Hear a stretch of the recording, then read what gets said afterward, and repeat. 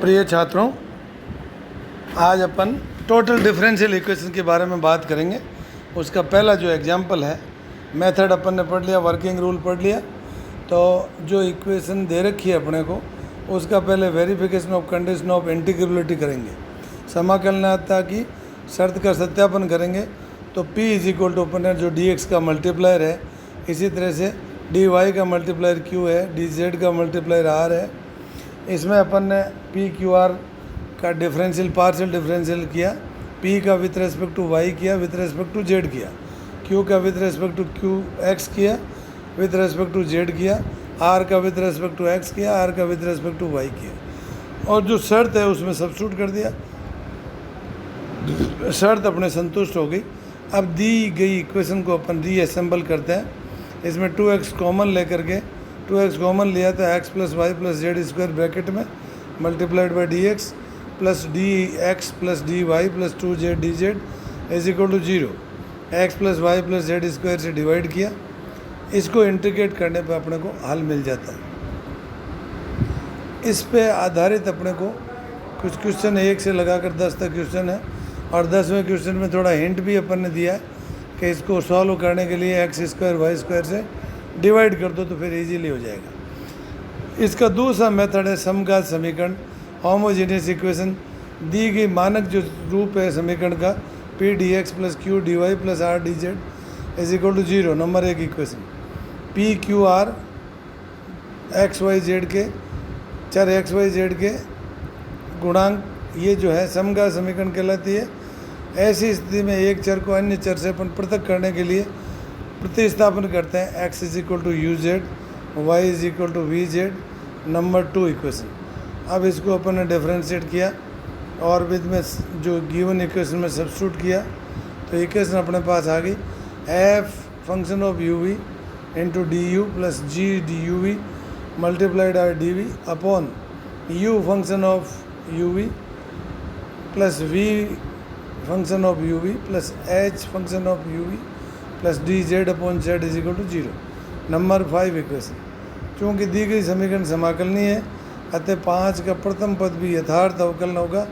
प्रथम पद में u और v दो चर हैं, जबकि द्वितीय पद में केवल एक ही चर z है। इस प्रकार z अन्य चरों से पृथक किया जाता है।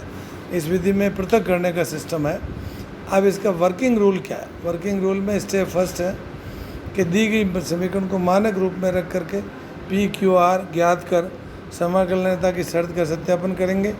स्टेप सेकंड में p को x से मल्टीप्लाई करेंगे, q को y से करेंगे, प्लस r को z से करके जोड़ लेंगे। यदि 0 आ गया तो सब्स्टिट्यूशन अपन करेंगे, x is equal to you Z और y is equal to we Z. Step third में अपन ने p को x से मल्टीप्लाई किया, q को y से किया, प्लस r को z से किया। 0 नहीं हुआ तो अपन ने 1 अपॉन मल्टीप्लायर हो गया समाकलन गुणक 1 upon P X plus Q Y plus R Z, और उनको रीअसेंबल करके अपन समाकल कर सकते हैं। इस पर एग्जाम्पल दिया हुआ है। सबसे पहले समाकलनीयता की शर्त को संतुष्ट करेंगे। समघात भी है तो अपन ने x is equal to you Z, Y is equal to we z किया। तो d x is equal to u d z plus z d u और d y is equal to v d z plus z d u. Number 1 equation. 1 का प्रयोग दी गई समीकरण में किया तो अपने समीकरण के फंक्शन u भी अलग मिल गए और z अलग पृथक हो गया। इसको अपन ने इंटीग्रेट कर दिया तो यही अपना हल हो गया। इस पे आधारित अपन ने 5 क्वेश्चन दिए हैं। तो 5 क्वेश्चन बच्चों के करने के लिए हैं। अब अपन तीसरा मेथड करते हैं, मेथड ऑफ ऑक्सिलरी इक्वेशन, सहायक समीकरण विधि। तो दी गई जो समीकरण है p D x plus Q D Y plus R D Z is equal to 0। Number 1 equation. समाकलनीयता की शर्त अपन दी हुई होती है अपने। Number 2 equation. 1 और 2 की तुलना करके अपन युगपत समीकरण प्राप्त करते हैं। D X upon delta Q by delta Z minus delta R by delta Y is equal to D Y upon delta R by delta X minus delta P by delta Z is equal to D Z upon delta P by delta Y minus delta Q by delta X. Number 3 equation. ये सहायक समीकरण होती है, युगपत समीकरण की तरह से हल की जाती है। 2 अपन ले लेंगे तो u is equal to A आ जाएगा और दूसरा आ जाएगा u is equal to B. तो एक एक की सहायता से A D U plus B D V is equal to 0 से तुलना करके ए और बी ज्ञात कर लेते हैं। फिर इनके मानों को प्रतिस्थापित कर समाकलन करने पर अब इस हल प्राप्त होता है। तो इस पर भी एक एग्जांपल दिया हुआ है, 3x² dx plus 3y² dy minus bracket x³ plus y³ plus e raise to z multiplied by D Z is equal to 0। तो समाकलन की शर्त तो संतुष्ट करा दी पहले। एक की सहायक समीकरण बना लिया अपन ने, dx अपॉन डी बराबर dy अपॉन बराबर dz अपॉन। आइए नंबर 2 इक्वेशन, प्रथम 2 ले ली, इसको इंटीग्रेट किया x³ plus y³ is equal to c1, इसको मान लिया u। Third equation dz is equal to 0, इसका मतलब इंटीग्रेट करने से z is equal to c2 मान लिया v।